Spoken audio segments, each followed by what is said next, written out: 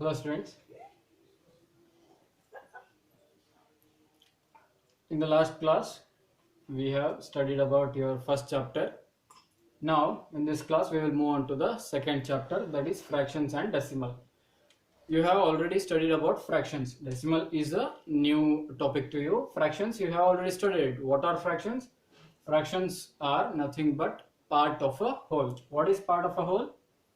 If I take this circle and if I divide this into two equal parts, then this will be one part and this will be other part. So this part is a fraction because it is a part of a whole. And if I divide the same circle into four equal parts, then each one of these is a fraction because they are parts of the whole. Okay, so fraction means a part of a whole.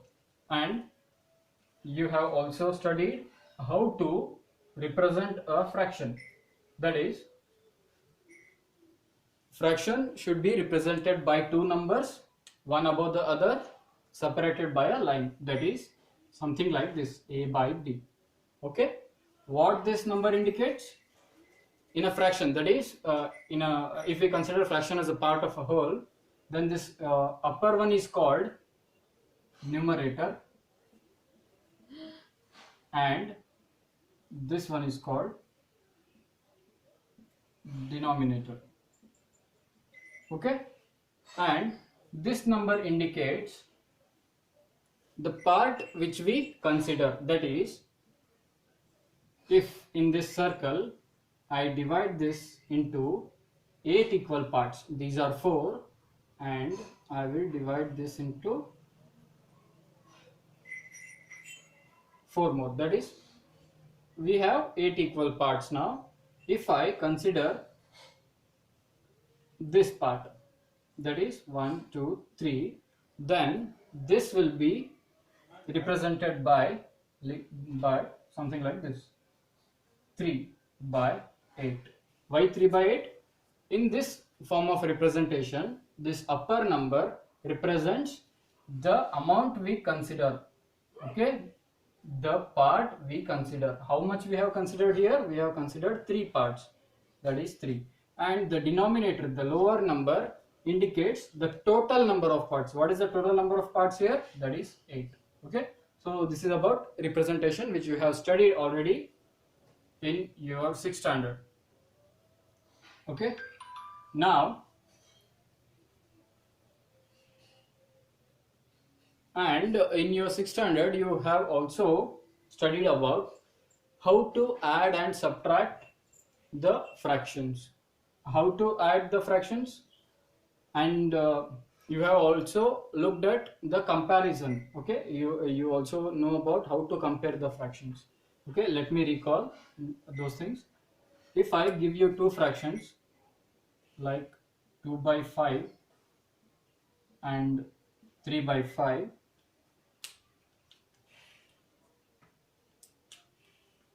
you can say that 3 by 5 is the bigger fraction because, see here, if I divide this circle into 5 equal parts, okay, I have 5 equal parts. This 2 by 5 indicates this much, that is 2. I have taken 2 in 5, and this represents this. I am taking 3 out of 5, so obviously this is the bigger fraction.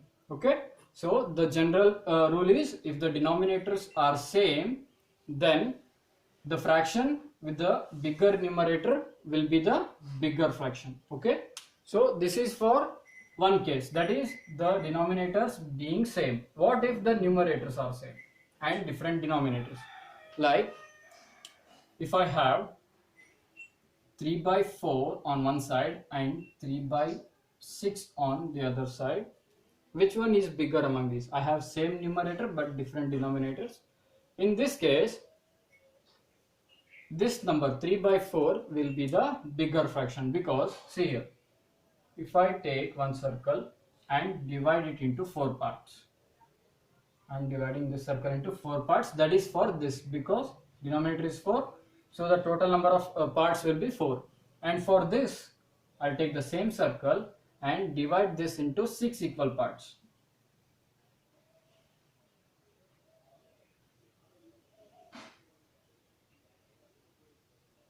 Now see here, 1, 2, 3, 4, 5, 6. I have 6 parts here, which is for this number, and 4 parts here for this number. Okay. Now see here, 3 by 4 indicates this much. 3 by 4 indicates this much, and 3 by 6 indicates this much. For the same circle, I am taking same number of parts, but the total number of parts are different. So for same numerators and different denominators, what is the general rule to find the bigger number? It is, if the numerators are same, then the fraction with smaller denominator will be the bigger fraction. Okay. Now this is second case of comparison. First case is same denominator. If we have same denominator, then the fraction with bigger numerator will be the bigger fraction. If we have same numerator, then the fraction with the smaller denominator will be the bigger fraction. Okay. And next is, what if we have different numerators and different denominators? In that case, 3 by 4 and 2 by 5. See, when we have same denominators, we have one general rule or general method to find which one is bigger. If we have same numerator, in that case also we have a general rule to find the bigger number. In this case, how to find the bigger fraction? That is, in this case, what we have to do is, we have to find the equivalent fractions. Equivalent fractions, what are they? You have studied about these also in your 6th standard. That is, if I have any fraction something like 1 by 2, then the equivalent of this can be found by multiplying the same number to the numerator and the denominator. That is, I will multiply 2 with the numerator and 2 with the denominator. That is, I will get 2 by 4. And what can be the next way? That is, I will multiply this with 3 now, numerator with 3 and denominator with 3. I will get 1 3 is 3 and 2 3 is 6, 3 by 6. So in this way I can keep on getting equivalent fractions. So this is about equivalent fractions.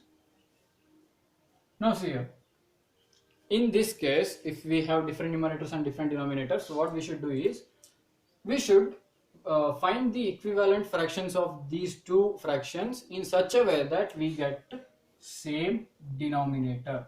How to do that? Simple.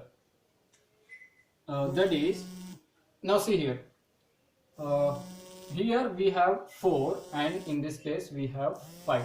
What we should do is multiply these two numbers, denominators, multiply these two numbers. We will get, here I have 20 on one side and 20 on the other side. Okay. Now see here, in the place of 4 I have written 20, in the place of 5 I have written 20.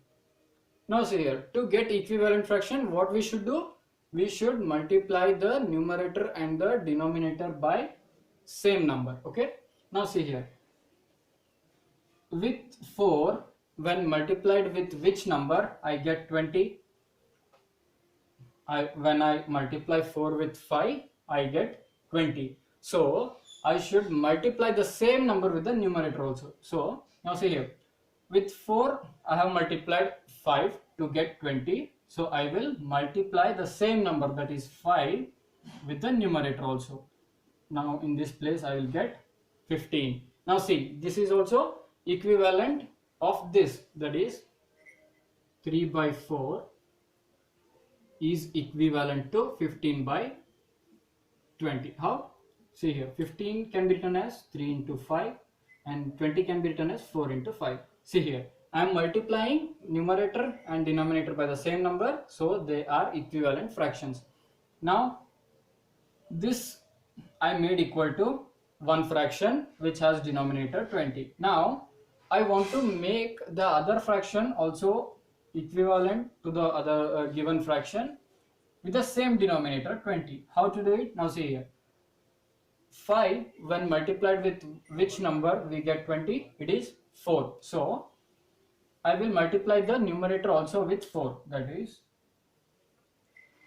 this 2 is multiplied with 4, I get 2 4s are 8. So this fraction is equivalent to this fraction and this fraction is equivalent to this fraction. Now see, I have got two equivalent fractions which I wrote in these places, that is 15 by 20 and 8 by 20. Now see here, we got fractions in the form such that we have same denominators. So we have a rule in this case, if we have same denominators, the fraction with bigger numerator will be the bigger fraction. So 15 by 20 is greater than 8 by 20. 15 by 20 is greater than 8 by 20. Okay, so converting this back to this, we have 3 by 4 bigger than 2 by 5. Okay, so this is how we will compare when we have different numerator and different denominator.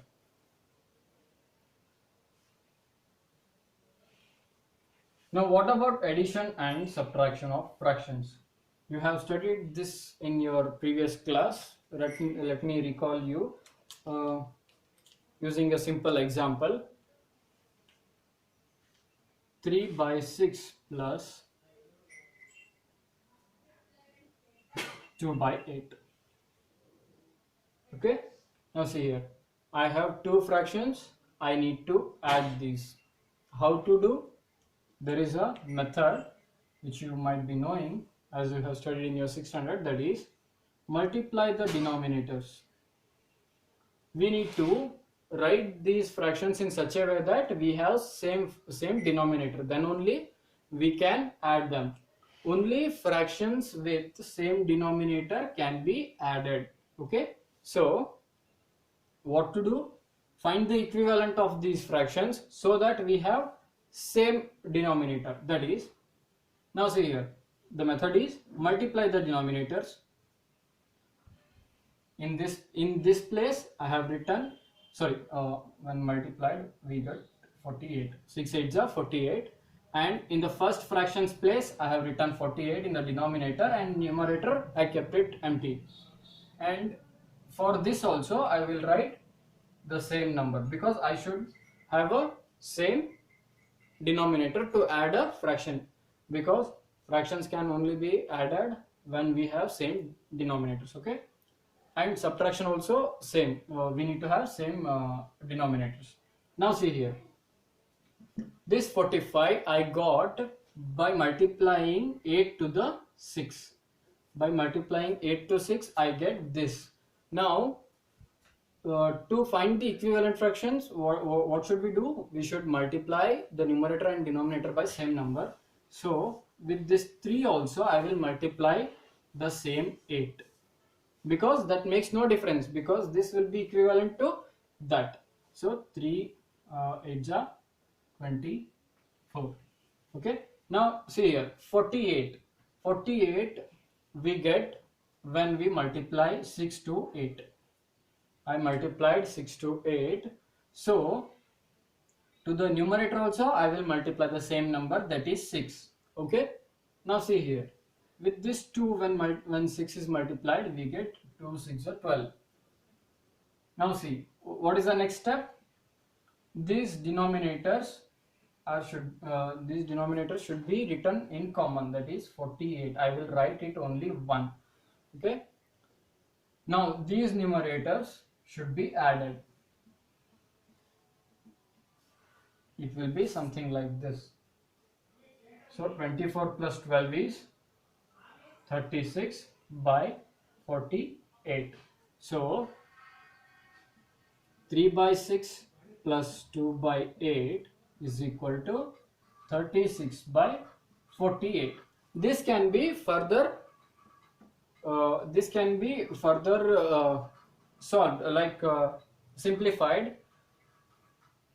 How to do that?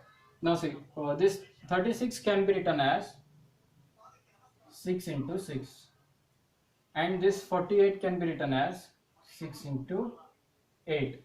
So equivalent of this is 6 by 8, and this can be further simplified. This 6 can be written as 2 into 3 and 8 as 2 into 4. So the equivalent of this is 3 by 4.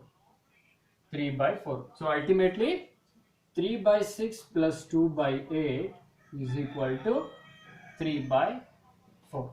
Okay, this is the way we add fractions. Okay, and subtraction is also same. Subtraction, only the sign changes. Okay, now see, what is the first step? First step is to convert the fractions into equivalent fractions such that we have same denominators, and then we add the numerators only. Okay, we add the numerators only, and then we will find the equivalent fraction in simplified form, that is this. Okay, so this is the way of adding fractions and subtracting fractions. Now we will look at multiplication of fractions. Multiplication of fractions. What multiplication of fractions means? Now see here. 1 by 2 can be read as half. Sorry. Okay. Let me tell you one thing. 1 by 2 can be written as 1 by 2 into 1. Okay, any number can be written as something like this. If I give any number like a, it can be written as a into 1, because a into 1 is a. Okay, so 1 by 2 can be written as 1 by 2 into 1. What this means is, if I take one cake and divide it into 2, this 1 by 2 into 1 represents half of 1. Okay, half of 1. This is one part. Okay, now see here, what this 1 by 2 represents? Half of 1. What is the meaning of multiplication of? That is, now see here, if I, okay, in this case we have one full part, and this half represents half of 1, that is this much. 1 by 2 into 1 means half of 1. Okay, what if we have 1 by 2 into 1 by 3? 1 by 2 into 1 by 3 means half of, similar to this, that is half of 1. How this is read? Half of 1, that is this part. Half of 1 by 3 means already I have a 1/3 part, that is already I have this much. These are 3 equal parts. This represents 1/3. Okay, this represents 1 by 3.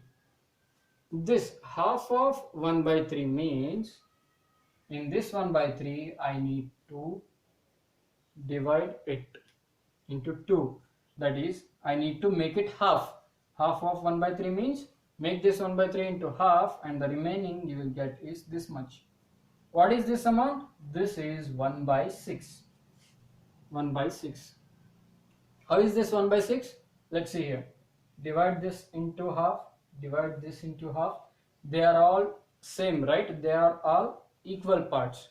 So see here, I have how many parts? 1, 2, 3, 4, 5, 6. So half of 1 by 3 means one part out of 6.